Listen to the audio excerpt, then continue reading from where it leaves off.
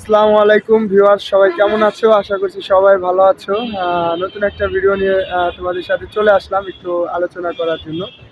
তো বিষয়টা হচ্ছে বিপদ আসলে কি করণীয়? অনেকে এটা বিপদ আসলে আসলে হতাশ হয়ে যাই আমরা। তো হতাশ হওয়ার কিছুই নেই। আল্লাহ তাআলার পক্ষ থেকে আসলে ভালো-মন্দ সবকিছুই আল্লাহ তাআলা দিয়ে থাকেন।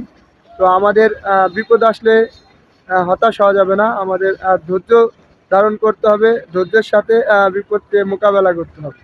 তো বিষয়টা হচ্ছে আল্লাহ তাআলা আমাদেরকে অনেকভাবে পরীক্ষা করেন। কাউরে টাকা দিয়ে পরীক্ষা করেন, কারো কাছ থেকে অর্থ সম্পদ, ধন সম্পত্তি নিয়ে পরীক্ষা করেন। তো এখানে আমাদের ধৈর্য ধরা ছাড়া আসলে কিছুই না। আর হুটহাট কোনো ডিসিশন আসলে আমাদের নেওয়া ঠিক না। আসলে বিপদের টাইমে যখন খারাপ সময় আসে তখন কিন্তু যেকোনো ডিসিশন নেওয়া মানে মাথা গরম থাকে। অনেক ডিসিশন আসলে আমাদের খারাপ হয়ে যায়। বিপদের টাইমে কোনো ডিসিশন নেওয়া ঠিক না হুট করে।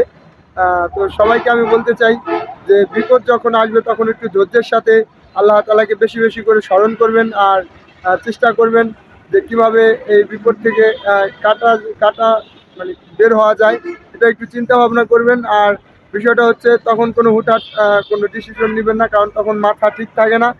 উল্টাপাল্টা ডিসিশনের কারণে কিন্তু অনেকেই আসলে বিপদগ্রস্ত হয়ে যায়।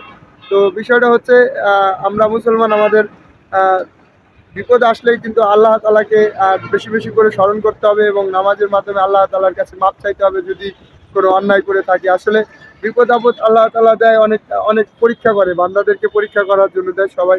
তো আমরা সবাই কিন্তু সবসময় সুস্থ থাকে না। খারাপ সময় ভালো সময় মানুষের যায়। তো সবাই কিন্তু আসলে আমাদের সবারই উচিত তো বিপদ আসলে ধৈর্য ধারণ করা এবং ধৈর্যের সাথে সেটাকে মোকাবেলা করা।